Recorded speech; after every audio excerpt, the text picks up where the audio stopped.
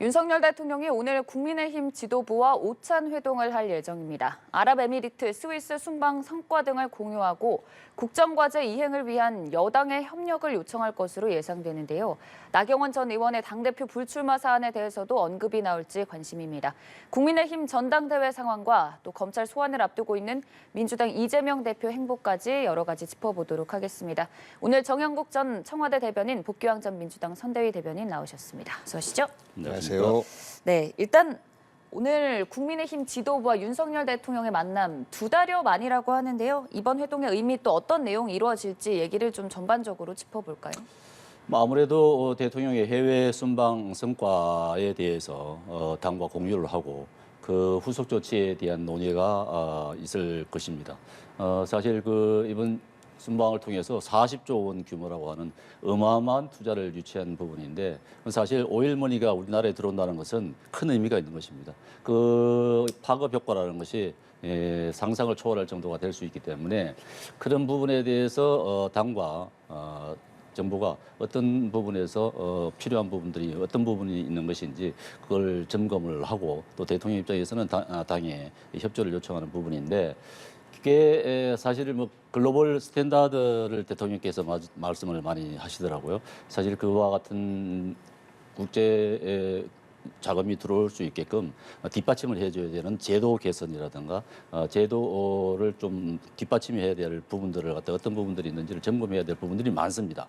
후속 조치가 해야 될 부분들이 많은데 그런 부분들에 대한 논의가 충분히 이루어져야 될 것이고 또 하나는 다보스에서 이번에 글로벌 CEO들을 많이 만났더라고요. 네. 그런 부분이 있기 때문에 글로벌 기업들로부터 투자 유치를 할 수 있는 여건이 만들어져 있기 때문에 그런 분위기를 어떻게 살려나갈 것인지 이런 부분에 대한 논의들이 충분히 이루어졌으면 좋겠고 또 아마 그렇게 되리라 봅니다. 네, 주목을 받는 부분이 최근에 나경원 전 의원의 전당대회 불출마 관련한 얘기가 나올지인데 이 부분 다뤄질까요? 자연스럽게 나오지 않겠습니까? 네.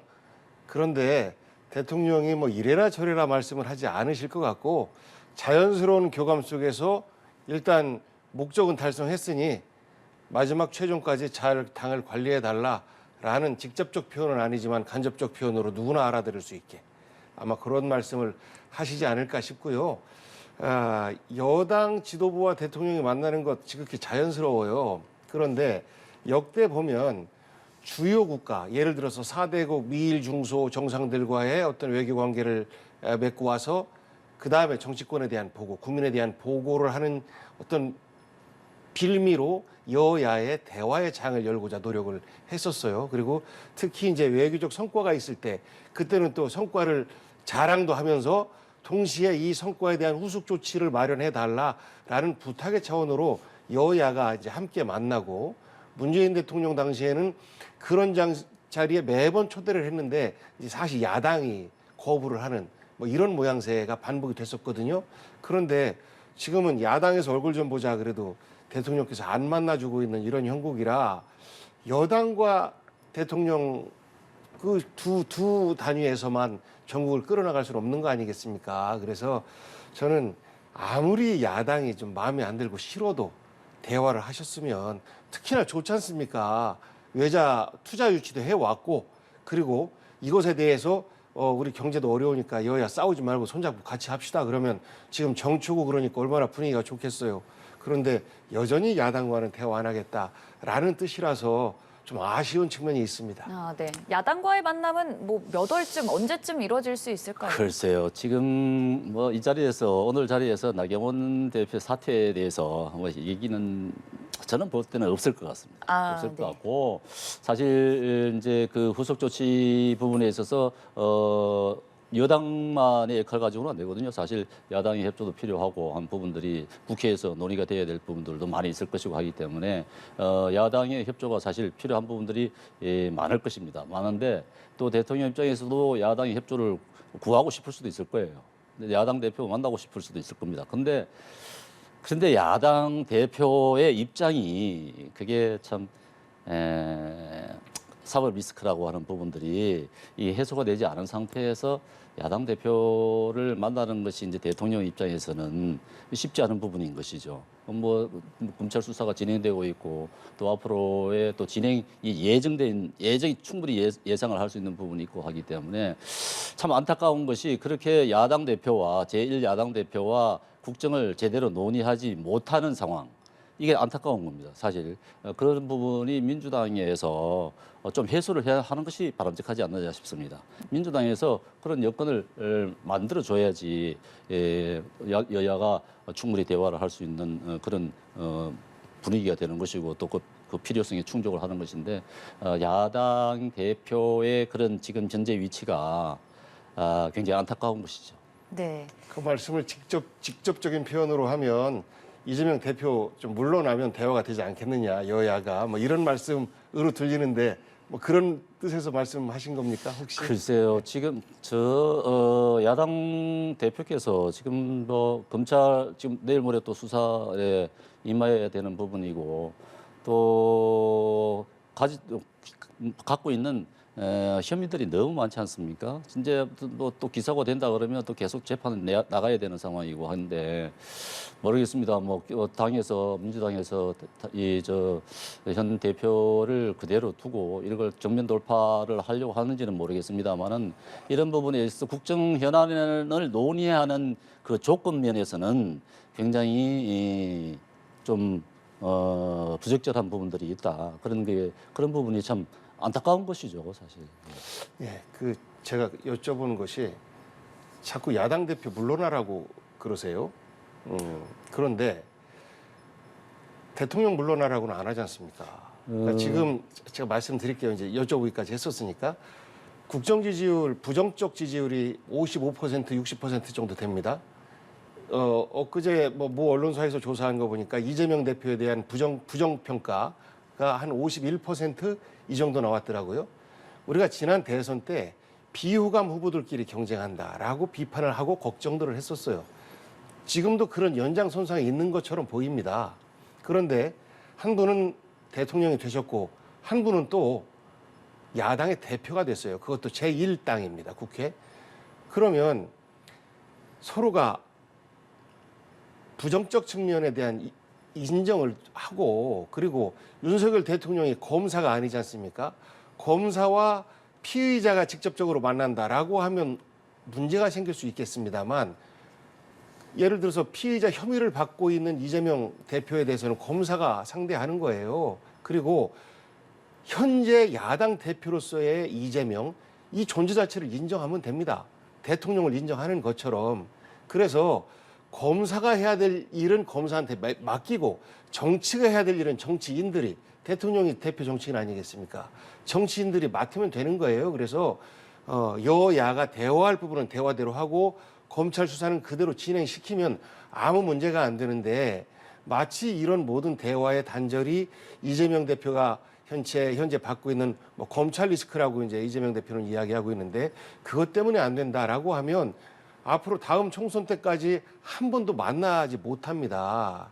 그래서 서로 못 만나는 것에 대한 핑계를 최소화시키고 상대방에 대한 존재 인정 이런 것들을 한다면 저는 우리 국민들의 걱정을 조금 덜어드리지 않을까 싶습니다. 이재명 대표의 혐의는 사실 그 본인의 시장 시절에 그리고 도지사 시절인데 시장 주로 지금 이제 대장동이라든가 이런 부분들은 시장 시절에 있었던 개인적 비리입니다. 그게 개인적 비리에 대해서는 지금 혐의점이 너무나 많고 또 상식적으로 봤을 때 합리적인 의심이 가능한 부분들이 많지 않습니까? 일반적으로 봤을 때 지금 기소가 돼서 어차피 처벌을 받을 수밖에 없는 뭐 예단을 해서는 안 되겠습니다만은 그런 상황으로 가고 있는 상황인데 지금 대통령이 여당 대표 만나야 되는 것이 맞습니다. 만나야 되는 건 맞는데 그런 여건이 안 된다는 것이 너무나 지금 국가로 봤을 때 불행인 것이죠. 그런 여건을 왜 민주당이 제가 타당을 말씀드려 죄송합니다만은 왜 그렇게 만들었냐면 뻔히 예상이 됐던 거 아닙니까? 의원, 국회의원도 그렇고 당 대표를 그렇고 네. 다 그런 부분이 예상이 됐던 부분인데 그런 상황을 만드는 데 대해서 참 네, 안타깝게 생각합니다. 계속해서 이 대표의 검찰 조사의 부분을 좀 짚어주시는데 사실 28일에 위례 대장동 의혹으로 이 대표가 검찰 조사를 좀 앞두고 있고 그 이전에 어제 당내 초선 강경파 의원이라고 불렸던 철험회와 오찬 회동을 했고요. 오늘은 또 전북으로 1박 2일 민생 행보를 벌이거든요. 그럼 이 대표의 행보에 대해서는 어떻게 평가하시는지요? 지금 이제 저런 같이 초선 강성파들이라고 우리들이 얘기를 하지 않습니까? 그분들은 대체로 발언들을 보면은 정말 강경 일변도죠. 그런 부분은 이제 이재명 대표가 그 일정이 오래전에 잡혀 있었다고 합니다. 뭐 출석을 앞두고 뭐 갑자기 만난 것은 아닌 것 같은데 그래도 그런 자리의 의미는 지지 세력들의 결집을 갖다가 뭐 노리는 그런 부분이라고 봐야 되겠죠. 당 내에서도 지금 보면은 뭐 다양한 얘기들이 나오고 있지 않습니까? 친문파들로 얘기 나오고 있고 또 뭐 민주당의 길이랑 또 다른 부분 여러 부분들이 지금 부분적으로 지금 모임들을 하고 있는 것 같은데 다양한 목소리들이 나오고 있고 단일 대우가 약간 깨지는 분위기 그런 분위기가 지금 이제 노출이 되는 것 같은데 그러다 보면은 이제 이재명 대표 입장에서는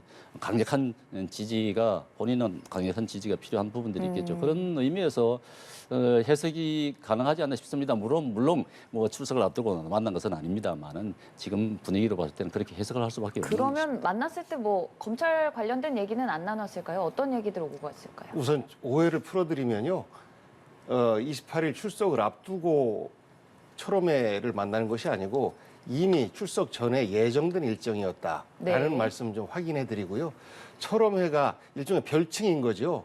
권력기관 개혁을 위한 의원들의 연구 모임이에요. 그러니까 권력기관이다 그러면 검, 경 뭐 아니겠습니까? 그러면서 이제 국정원, 국세청 뭐 이들을 어떻게 개혁할 것이냐라는 이제 우리의 올해 해묵은 과제를 들여다보면서 그 가운데서 검찰에 집중돼 있는 이런 과도한 권한을 어떻게 분산 배치하면서 민주적 시스템을 안정화시킬 것이냐라는 연구를 계속 하는 이런 그 모임이다 보니까 아무래도 검찰에 대해서는 쓴소리를 많이 할 수밖에 없는 이러한 연구단체인 거죠.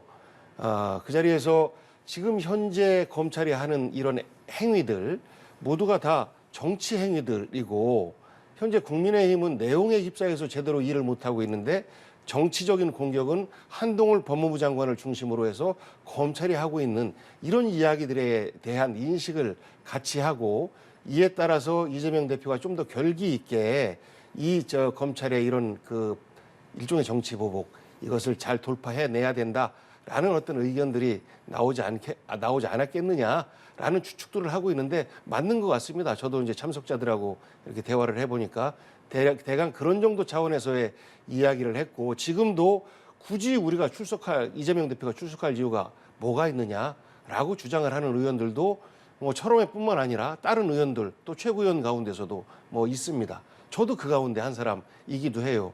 굳이 뭐 출석할 필요 없다. 이미 기소는 정해져 있는 것이고 결국은 재판에서 다 주장을 할 텐데 검찰에 새로운 논리 제공을 하는 꺼리를 주는 것밖에 되지 않느냐라는 것들이 일반적인 어떤 이야기이기도 하고 박주민 의원 같은 경우에도 묵비권을 행사하는 게 현재로서는 최선이다라고 이야기를 하지 않습니까? 왜? 기소는 정해졌으니까. 그래서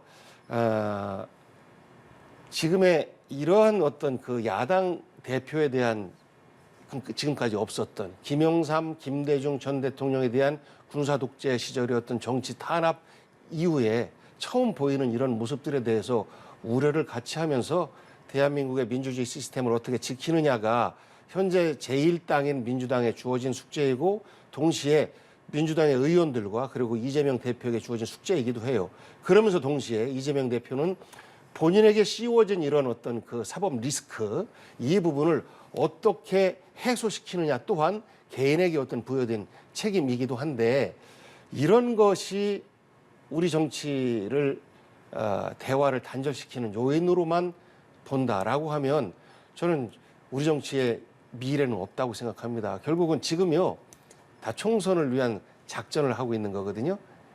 대화 안 하고 제1야당이 국회를 가로막고 개혁을 가로막는다. 그리고 제1야당의 대표인 이재명이 범죄자인데 이 사람 때문에 아무것도 안 된다. 라는 프레임을 계속해서 여당은 씌우고 있는 거예요. 정부도 현 정권도 마찬가지고. 그런데 그렇게 하지 말고 조금 서로 존재를 인정하면서 전국을 끌어갔으면 하는 아쉬운 말씀을 또 거듭해서 드려봅니다. 드러난 범죄 혐의를 수사를 안 할 수도 없는 것 아니겠습니까? 당연히 해야 되는 것이죠. 야당 대표라고 해서 정치적으로 해결할 부분도 아니고 야당 대표의 혐의라고 해서 그 수사를 덮을 수도 없는 것 아니겠습니까? 당연히 수사를 해야 되는 것이죠. 이 수사 뭐 이 정부 들어와서 했던 것도 아닙니다.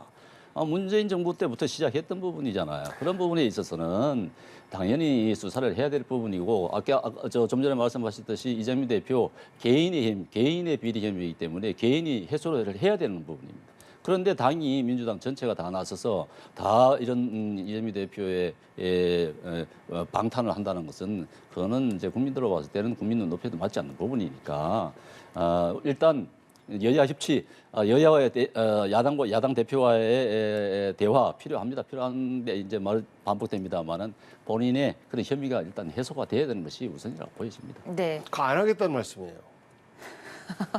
우선 그런 여건을 좀 민주당에서 좀 만들어 보십시오. 예, 그렇지 않습니까? 예. 우선 이재명 대표 얘기 많이 했으니까 국민의힘 전당대회 얘기를 보니까 뛰어 넘어갔어요. 우리 국민들의 관심은 나경원 전 의원이 예. 불출마 선언하고 나서 어떻게 될까라는 관심이 많은데 엉뚱한 얘기를 우리가 너무 오래 한 것 같습니다.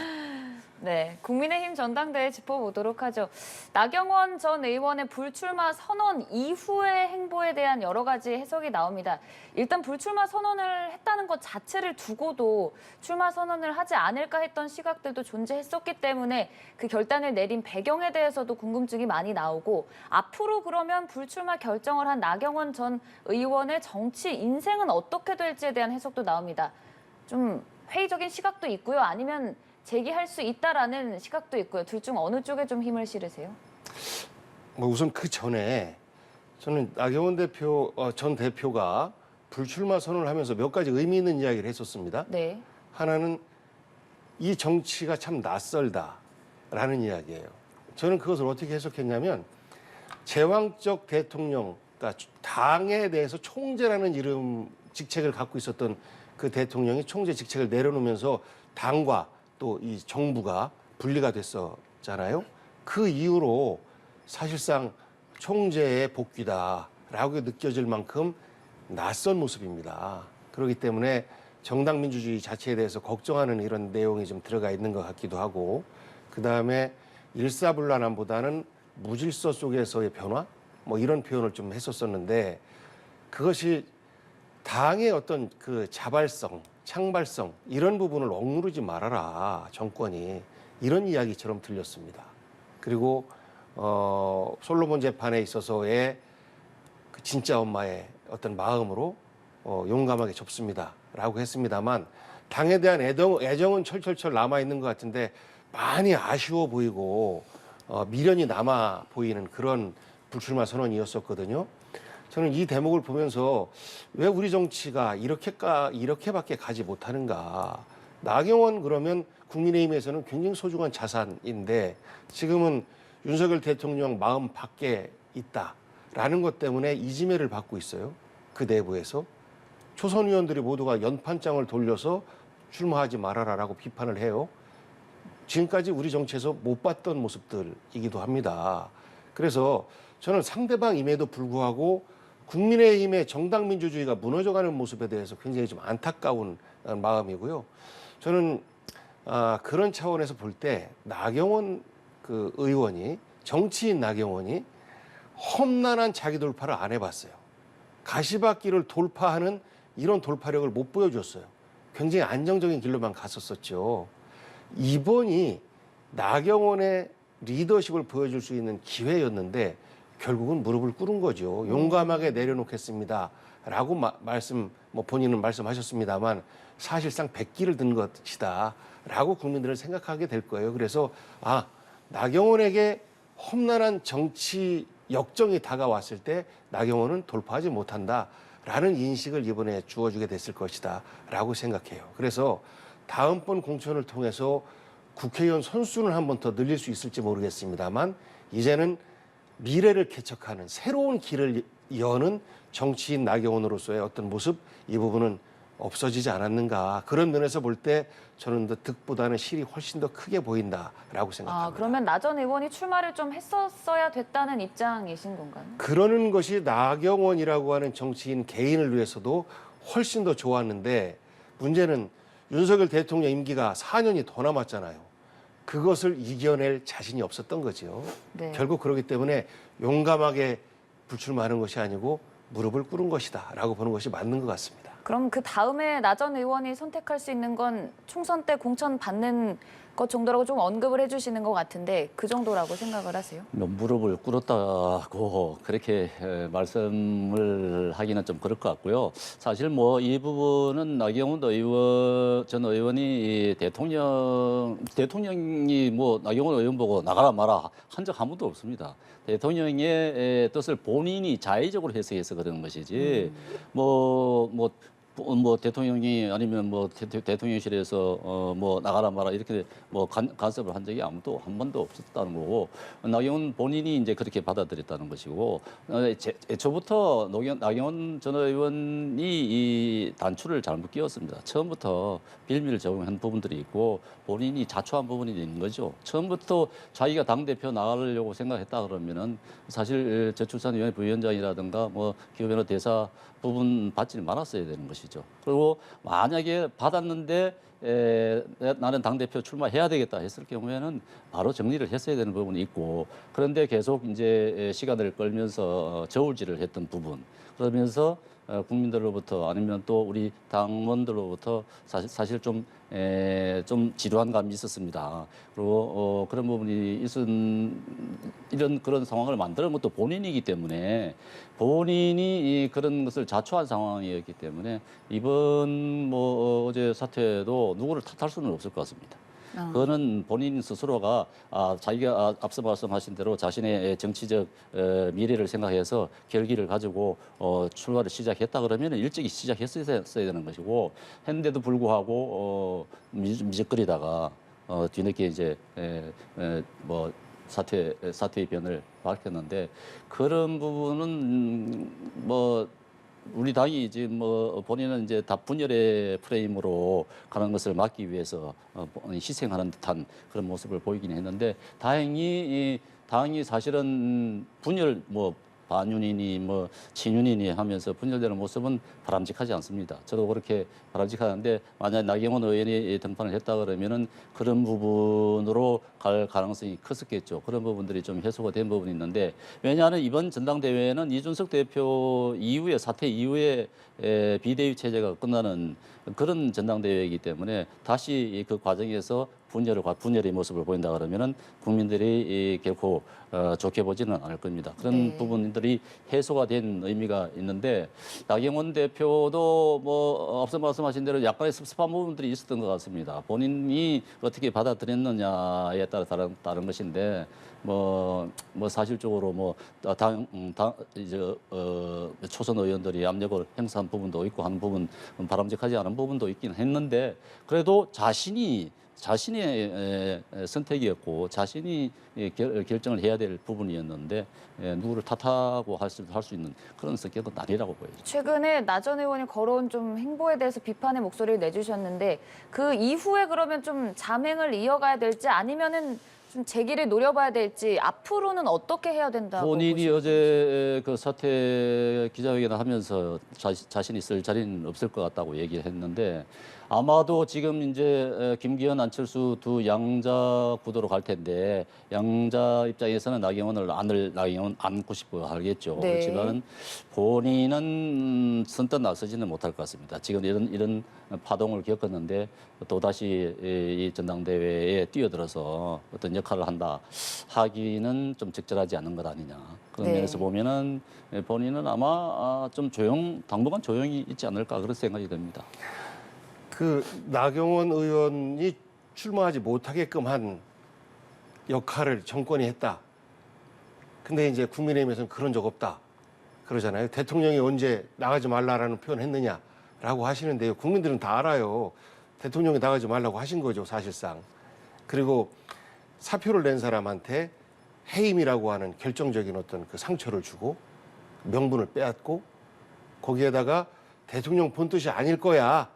이거는 그 참모들이 눈과 귀를 가리는 것일지도 몰라라는 항변에 대해서 아니야 대통령 본뜻이야 라고 비서실장 이름으로 성명까지 냈지 않습니까? 그러니까 결국은 확인 사살까지 한 거죠. 여기에서 이제는 이제 그 죽고 사는 싸움처럼 받아들일 수밖에 없는 나경원 입장에서는 이제 그런 상황을 만든 것은 어찌했든지 간에 윤석열 대통령이고 국민들은 다 압니다. 뭐 그럴 수 있어요. 몰래 하는 것보다 차라리 노골적으로 하는 것 그게 더 윤석열 대통령 스타일일 수도 있습니다. 그런데 당내의 다양성 그리고 당내 민주주의 이런 측면에서 볼 때 그리고 국민의힘의 미래를 위해서라도 저는 나경원 대표의 출마의 문을 열어주는 게 좀 낫지 않았나 싶어요. 저희 민주당 입장에서 볼 때는 좀 불리할 수 있습니다. 왜냐하면 나경원, 안철수 이런 분들이 내년 총선에 얼굴 간판으로 나섰을 때 김기현 전 원내대표보다는 좀 폭발력이 있다라고 보고 있는 거거든요. 아마 국민들도 그렇게 생각할 거예요. 국민의힘 지지자들도 그렇게 생각할 겁니다. 그런데 나경원 원내대표가 출마를 전 의원이 전당대회 출마를 했을 경우에 안철수 의원에게 유리할 수 있다. 결선에 가서 나경원 전 의원을 지지했던 표가 안철수 의원에게 갈 수 있다라는 우려가 아마 있었을 겁니다. 그렇기 때문에 결국은 이제 주저앉힌 것인데 이 나경원 의원의 불출마를 두고 김기현 의원은 환영한다. 그리고 안철수 의원은 안타깝다. 그러고 있지 않습니까? 본인의 정치적인 이해 타산에 어떤 맞는 표현들을 한 겁니다. 그러니까 결선 투표 갈 거 없이 1차전에서 끝내자라는 마음을 갖고 있는 김기현. 결선 투표 가야 이길 수 있다라고 생각하고 있는 안철수. 이들의 이 속생각들이 나와 있는 것이거든요. 여기에서 그 내년도 총선 어떤 흥행 그리고 전당대회 흥행 이것보다는 안정적인 여당 관리를 위해서는 김기현을 택해야 된다라고 하는 정권 수뇌부의 판단이 함께 들어가 있고 이거에 대한 파편을 나경원 의원이 맞은 것이다라고 해석하는 것이 맞는 것 같습니다. 그 해임 부분은 그것은 사실은 그 당무가 아닙니다. 사실 당무가 아니고 당과 관련된 것이면 모르지만은 뭐 정부 조직 가운데 산하고 정책적인 판단인 것이지 그게 그 당시에는 살짝 놀라긴 했죠. 놀라긴 했는데 그건 당무와 관련된 것이 아니기 때문에 그것은 좀 뭐 달리 해석할 부분들이 있다 이런 부분들이 생각이 되고 그 나경원 의원이 이제 문제는 이제 나경원 의원의 표가 이제 어디로 갈 것이냐 뭐 이런 부분들이 이제 관심들이 많을 것 같은데 글쎄요 저희들이 볼 때는 아마도 안철수 의원이나 김기현 의원 가운데서 김기현 의원 쪽으로 더 많이 가지 않을까 싶은 생각이 듭니다. 네, 왜요? 나경원 의원의 지지 당내에서의 지지 기반이 상당수가 사선의 중진 의원이 가기 때문에 정통적 지지 세력들이 아니겠습니까? 그러다 보면은 아마 전통적 지지 세력은 대통령의 조금이라도 좀 협조적인 국정 운영에 도움이 될 만한 당대표를 지지할 테니까 아마도 나경원 의원 쪽 가운데서 상당수는 이제 전통적 지지 세력일 거고 그 정통적 지지 세력들은 아마 김기현 쪽에 좀 많이 갈 것이고 그 일부는 또 이제 안철수 쪽에 갈 것이죠. 뭐 어느 정도 얼마나 많이 갈지는 알 수 없습니다만은 그렇다 하더라도 어쨌든 이 양자 구도로 하더라도 김기현 안철수가 1차 투표에서 1차에서 과반을 획득하기는 그렇게 쉽지는 않을 것 같습니다. 네. 그렇다 그러면 결선에 갔을 때 어떤 예측이 가능하냐? 그건 지금 상태에서는 예측이 불가능할 거다. 네. 나경원 전 의원의 불출마 선언 이후 그 지지층의 표심이 과연 남은 후보들 누구에게로 갈지에 대해서도 좀 얘기가 많이 나오는데 정영국 대변인께서는 김기현 의원 쪽으로 좀 더 많이 갈다라는 전망을 좀 내주셨습니다. 근데 안철수 의원이 나 전 의원 불출마 선언 이후에 마음 추스리고 나면은 한번 좀 뵙고자 한다라고 했거든요. 안 의원과 연대해서 좀 나경원 전 의원이 힘을 몰아줄 가능성은 없다고 보시는지요? 나경원 의원이 사실상 보신을 택한 거예요. 네. 4년 이상 남은 현 대통령과 대립각을 세워서는 안 된다라고 생각한 거예요. 그렇기 때문에 만약에 김기현 의원을 돕는다라고 하는 것은 그 정치의 영혼을 파는 것이기 때문에 안 되고 결국은 아무것도 안 한다라는 어제 그 부출마 선언에서의 그 말씀이 저는 그대로 유지될 가능성이 매우 높다라고 생각을 해요. 네. 그래서 나경원 의원을 지지했던 분들 나름대로 합리성을 갖고 있는 국민의힘의 지지자분들인데 이분들이 뭐 상당 부분은 윤석열 대통령 중심으로 생각하는 당원들이었다. 과거 한 30% 지지 정도 나올 때 그분들은 이미 김기현 원내대표 쪽으로 이동을 했어요. 그러면 남아있는 뭐 15%, 20% 가까운 이 지지자들이 어디로 갈 거냐? 저는 투표 안 할 거라고 봅니다. 이미 김 빠졌습니다. 결과가 어떻게 될까? 라는 궁금증은 이제 별로 없어졌어요. 결과는 나왔네. 라고 하면 국민의힘의 전당대회는 흥행에는 실패를 한 겁니다. 결국은 안철수 의원이 얼마만큼의 그 지지표를 가지고 졌음에도 불구하고 당내 유력한 한 세력으로 자리 잡고 다음 총선에서 본인의 지분 행사를 할 수 있는 정도의 득표를 하느냐 못하느냐라는 것만 이제 관심거리일 뿐인 거예요. 그럼 결과는 김기현 의원으로 이미 좀 쏠렸다고 보시는 건가요? 저는 이미 다 쏠려서 결과도 여러보나 마나 비슷할 거다. 여기에 관심 포인트는 안철수 의원이 얼마나 더 약진하느냐의 문제예요. 왜냐하면 지금 현재는 윤석열 대통령의 당입니다. 그리고 윤석열 대통령을 걱정하는 국민의힘 당원들이 투표를 해요. 흥행에 실패했다라고 해도 그분들은 투표를 합니다. 그러면 현재 나오고 있는 국민의힘 지지자들의 여론조사 이것과는 많이 다르게 나타날 겁니다. 그러면 결국은 윤석열 대통령이 짜놓은 대로 국민의힘 전당대회 결과는 나올 수밖에 없다라고 예측하는 겁니다. 국민의힘 책임당원이 과거에 그 숫자였다 그러면은 그런 해석이 가능합니다만은 지금은 예측이 불가능한 이유가 80만이 됐고 그리고 과거에는 영남 지역 당원들이 대부분이었습니다. 그런데 지금 영남 지역 당원이 40% 되는 곳이고 수도권 지역이 37%나 되는 것입니다. 또 더군다나 60대가 많이 줄고 30, 40대가 많이 늘었습니다. 그렇기 때문에 지금 과거에 그런 우리 국민의힘의 당원들의 그 형태를 봤을 때를 대비를 해서 예측을 한다 그러면은 그 조금 무리가 따르지 않을까 싶습니다. 이번엔 좀 다르지 않을까 싶습니다. 그것은 아마도 지금 뭐 흥행에 실패했다고 하지만은 저는 더 흥행이 될 것 같습니다. 그렇기 때문에 아마 결선 투표까지 가면은 누가 될지를 그렇게 장담을 할 수 없는 그런 상황이 펼쳐질 것이다. 저는 그렇게 예상이 됩니다. 네, 3월 8일 전당대회 뚜껑 열어봐야 알겠다라는 말씀이신 것 같은데요. 좀 기다려보면서 지금까지 복귀왕 전 대변인, 정영국 전 대변인과 함께했습니다. 고맙습니다. 고맙습니다.